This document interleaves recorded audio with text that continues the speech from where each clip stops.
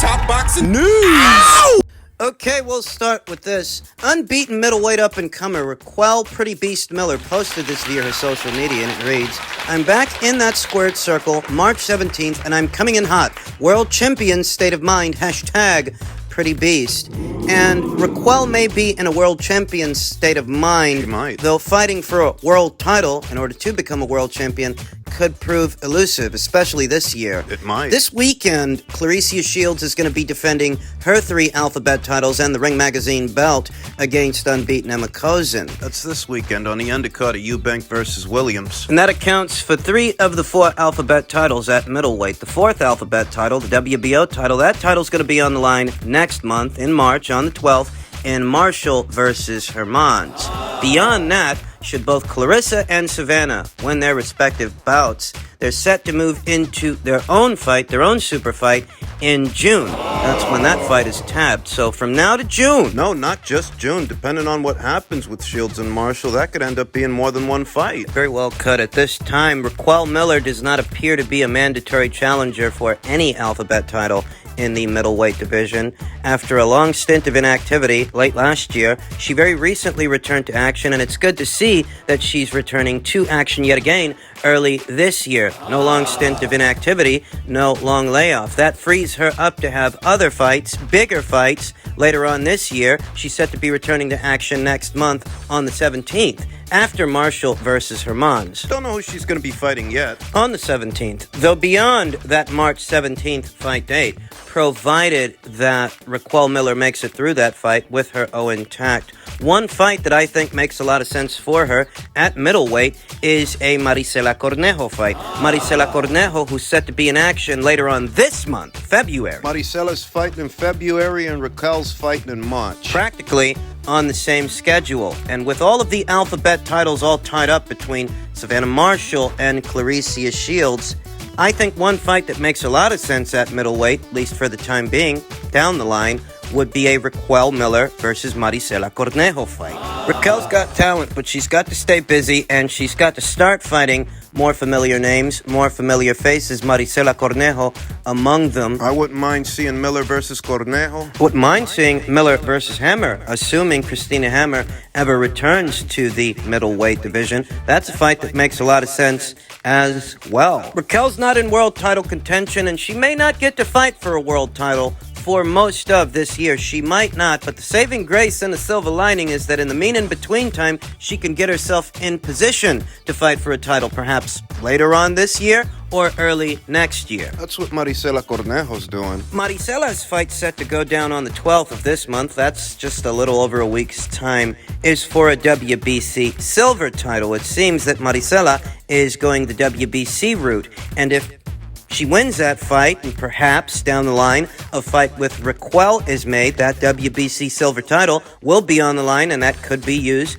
to get in position to challenge for the full WBC title, which will be in the possession of the winner of Shields versus Marshall. She wants to fight for a title, she's got to do the legwork. That applies to everyone at middleweight. Clarissa Shields and Savannah Marshall are fighting in their respective bouts, making their way towards each other in that inexorable showdown. Everybody else has got to do their part. Everybody else has got to get in position to challenge the winner of their fight. Look for Marisela Cornejo later on this month on the 12th. Look for the ring return of Raquel Miller next month in March on the 17th.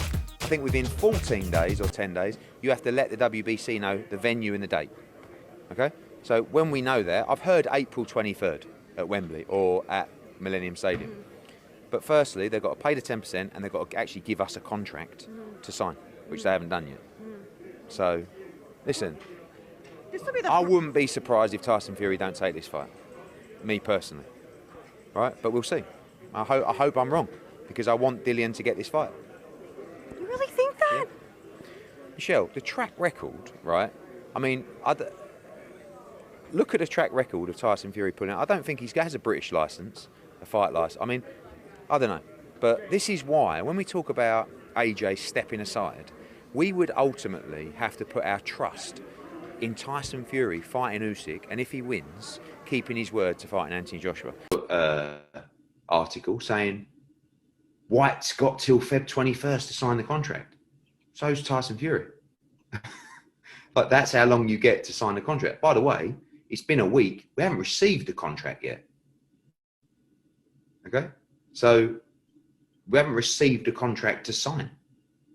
And also, I don't believe the deposit has been paid yet, which is, I think you have 10 days to do it. Now, perhaps at the time that Eddie Hearn conducted that Zoom call, the deposit was not yet deposited. But late yesterday, Mauricio Suleiman himself, the president of the WBC, stated he had received the 10% deposit as per our rules for the record-breaking purse bid of $41 million for Fury versus Whyte. Next is site and date confirmation, and then signed contracts by both fighters. Oh, so neither of them have signed the contract yet. Tyson Fury has since taken to social media to respond to these comments from Eddie Hearn, and he says, "This man is a clown. You boys are the ones that may not take the fight. Sign the contract, big boy. Sign the contract." What is this, a game of chicken? Is there even a deposit? Is there not a deposit? WBC says there is, but can the WBC be trusted? It feels like they've been colluding with Bob Arum and Frank Warren. Do you trust their confirmation when they say there's a deposit? Can you take them at their word? It feels like the only reason they announced the deposit's been made is because Eddie Hearn brought it up. Most people don't notice. Most people don't notice most things, but the WBC, they don't normally do that. You know, the story is that Eddie Hearn isn't disappointed that he lost the Fury versus Whyte purse bid. He was quoted as saying on the MMA Hour, "We would have lost a lot of money, and Fury probably wouldn't have even taken the fight at the price we were willing to pay." Eddie Hearn, like many of you out there, doesn't feel Tyson Fury is committed to this fight. This is turning into a high-stakes game of chicken, is what it's turning into. It's turning into who's going to back out Feist. Is it going to be Tyson Fury, or is it going to be Dillian Whyte? At this time, based on reports, neither of them have signed the contract, and the location for the match has not yet been decided. It went from potentially landing in Cardiff to now potentially landing at Wembley. A lot of things that are still in the air when it comes to this fight. I said it yesterday, and I'll say it again here today. I don't know if Eddie Hearn watches this channel, but he's expressing a very familiar sentiment I've been expressing since this fight even became a talking point. Eddie Hearn said, "In my heart of hearts, I don't know whether Tyson Fury takes this fight."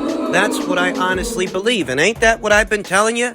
I don't see the fight getting over the line. I don't see the fight happening, and I'd like to be wrong about this, but I don't think I will be. It's hard to conjure, hard to imagine that you're going to get these two guys in the squared circle. There's a lot that could go wrong between now and April 23rd when the fight is supposed to go down. The Matchroom impresario added, Tyson Fury wants interaction. He's goading him being Dillian Whyte. He wants to see a reaction. Maybe Dillian Whyte won't say a thing until the fight. You haven't just got to play people's tunes. Dillian never plays by anyone's tune. I think it's quite funny.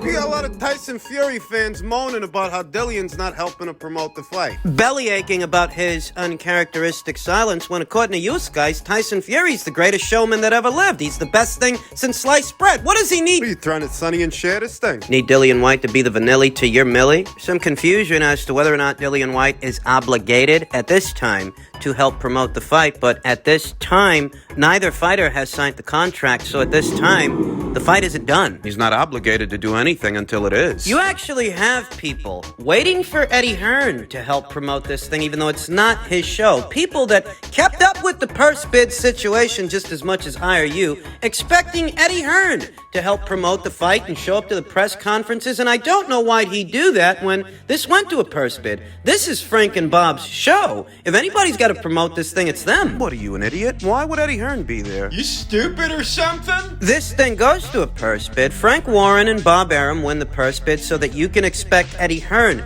to help them sell the fight. What? Expect Eddie Hearn to help them promote it. This is a sentiment that is mostly harbored by Tyson Fury's backwoods, slack-jawed, moron fans. I guess it bothers them that Eddie Hearn isn't bawling up and crying in the corner that he lost the purse bid. According to him, he's glad that he doesn't have to promote this show because Tyson Fury's track record characterizes the instability working with him. He can pull out of the fight at any time because he's pulled out of fights before. He pulled out on Ustinov. He never gave Vladimir Klitschko his contracted rematch. He delayed the rematch with Deontay Wilder to jump into bed with the people at Top Rank, and after he beat him... The story is Wilder had to chase him down for the third fight. You guys know I got my own reservations about that third fight, but that's the story. I think within 14 days or 10 days, you have to let the WBC know the venue and the date.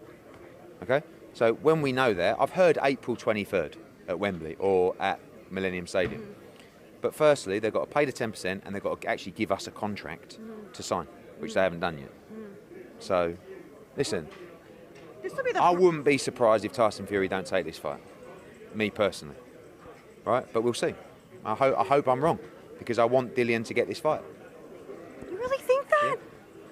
Michelle, the track record, right?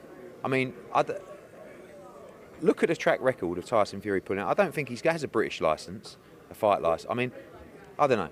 But this is why, when we talk about AJ stepping aside, we would ultimately have to put our trust in Tyson Fury fighting Usyk, and if he wins, keeping his word to fighting Anthony Joshua. Could you really trust Tyson Fury in that situation, a situation where Anthony Joshua steps aside in order to allow the undisputed fight between him and Usyk to take place? Can you trust that should Tyson Fury win, that he will honor the terms of engagement? Can you really trust him? Eddie Hearn doesn't, and I don't either, though it's not one way. It's not just one way. It's not just the typical Tyson Fury shite. It's also the Dillian Whyte stuff. Dillian Whyte, who was made an offer to fight Anthony Joshua for his 3 alphabet titles before Joshua lost to Ruiz, after Raquel Miller tested positive for all those banned substances. Dillian Whyte didn't take the fight because he didn't like the money. He very recently pulled out on Otto Wallin with some reported injury. A lot of people don't actually believe he was injured. And I see where those people are coming from, given what's going on, what's been going on. It's not one way. There are any variety of issues and problems with this entire situation, this entire setup. Eddie Hearn's provided reassurances that Dillian won't pull out. That there are no other options being explored for Dillian at this time. That this is the fight. And that sounds all well and good, but this fight has a myriad of problems associated with it on both sides to where I just struggle to see it happening. Everything from the Tyson Fury side of things seems like a deterrent so that the fight don't happen. That's how it seems to me. I'm convinced that this is not the direction that Tyson Fury wanted to go in. This isn't the fight that he wanted, or Frank Warren, or Bob Arum. I'm convinced that this isn't how they wanted the cookie to crumble, even if the cookie crumbled in their favor. And because it crumbled in their favor, as opposed to Matchroom's, as opposed to Dillian's, Dillian might not like the situation. He might not like the setup. Hell, he might pull out. The way I see it, there's too much instability associated with this fight for me to believe it's going to actually happen. The story is neither guy signed the contract yet. But according to Eddie Hearn, they haven't even been sent a contract to sign. And I don't know if by the time this video is uploaded, those contracts will have gone out. I don't know if Dillian will have signed said contract in that time. There's a lot left of the imagination. That makes it hard to imagine this fight will take place as soon as April 23rd. You realize that really isn't all that far away. Is this uncharacteristic silence from Dillian an act of defiance? It's not going to help you promote this thing because what's in it for him? He's set to make what he's set to make. Or is this uncharacteristic silence from Dillian a red flag that he's not happy with the situation and he's on the verge of pulling out? We'll find out. And finally. As I'm sure most of you have heard by now, DAZN's attempt to buy BT Sport is now officially off. DAZN chairman Kevin Mayer said the deal became uneconomical for DAZN. And the reason it became uneconomical is that they were in the process of going into that deal, and then out of the clear blue sky, in comes Discovery. Got a lot of fucking money. The price to purchase BT Sport jumped drastically last week when Discovery came in and made an offer to purchase BT Sport, which resulted in DAZN walking away. The way this pertains to boxing and boxing fans is that Queensberry Promotions cards are staged on BT Sport. But if you think that BT Sport's crown jewel are their boxing matches, the cards Frank Warren stages, you're out of your depth. The real crown jewel is the Premier League. A lot of boxing fans interpreted this as a Frank Warren versus Eddie Hearn situation, when this really pertains more to platforms vying for sports supremacy in the United Kingdom. DAZN wanted to corner that market, not exclusive to boxing fans staging boxing matches, and that's where guys like me and you come into the conversation, though it doesn't necessarily affect Americans, because this is about broadcast rights in the UK, not in the US. As far as we're concerned, nothing's really changed. This does affect DAZN, though. Because what DAZN hoped to do was funnel all those sports fans, not exclusive to just boxing fans, but sports fans in general that take in the Premier League, to their platform by buying those rights, buying BT Sport. Now, that's not going to happen. Those rights may end up going to Discovery. Now, I suppose that it would have been beneficial to fight fans, boxing fans, to get both their Matchroom, Golden Boy Promotions, and Queensberry cards on the same platform. That would have been beneficial to a fight fan because the coverage wouldn't have been as fragmented as they're accustomed to. You go to Sky for boxer cards, DAZN for Matchroom cards, and BT for Queensberry cards. If they were all on the same platform, well, I suppose that would have been a little bit more convenient. and a part of me feels that if all of these different promotional outfits were on the same platform, staging their cards on the same platform, there would have been a sort of synergy there, having that much boxing happening in one place, just one place, as opposed to where it is now, fragmented, scattered about. Because that's the way it is. You go to Sky for boxer cards. DAZN for Matchroom and BT for Queensberry. The coverage of the sport, that is one sport, it's fragmented, and I happen to think that they could have benefited from that kind of consolidation. The boxing fans could have as well, though.